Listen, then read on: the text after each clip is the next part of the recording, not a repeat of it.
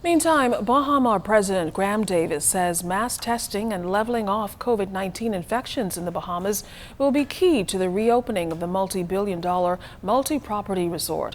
Speaking with ZNS News today, Mr. Davis also addressed the government's proposal to restrict tourism movement.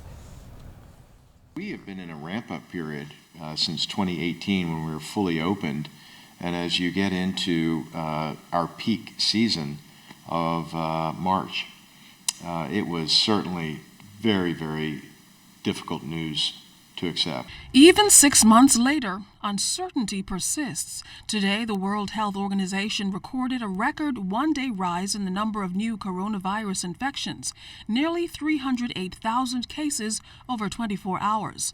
Here in the Bahamas, 53 cases on average in the last 3 days. And Baha President Graham Davis says its initial opening day, pushed back indefinitely, will depend on what action is taken here.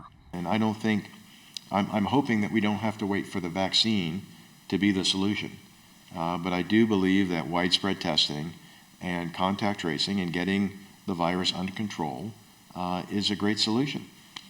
And we need to do that, and we're not right now here in the Bahamas doing widespread testing. Every day there are 45 cases yesterday. There are 90 cases. You keep reading that, and those are the only ones getting tested. What about the ones that are not?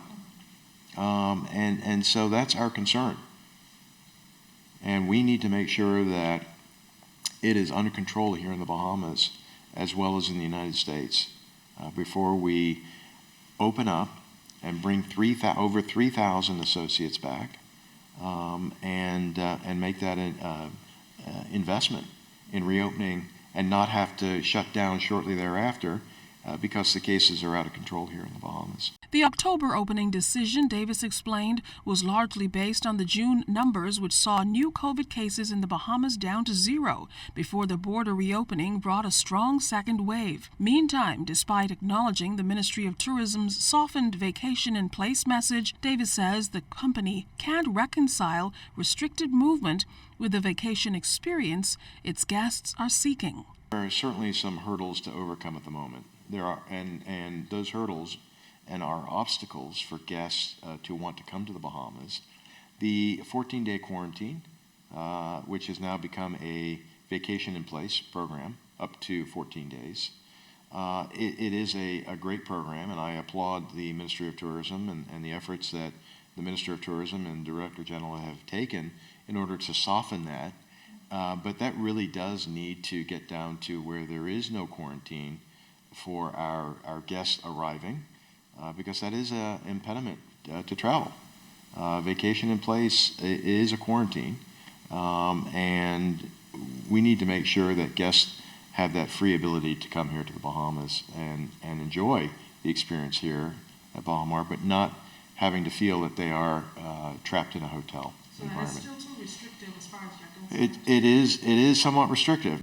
Baha has and continues to lose millions of dollars with the closure and continues to shell out benefit payments and salaries. We've been one of the very few companies, and certainly from a hotel perspective, that have been paying since we've closed ex gratia payments to all of our associates and have paid out over $50 million in support to our associates between ex gratia payments, severance payments, and benefits, medical benefits that we've been carrying through since we've closed.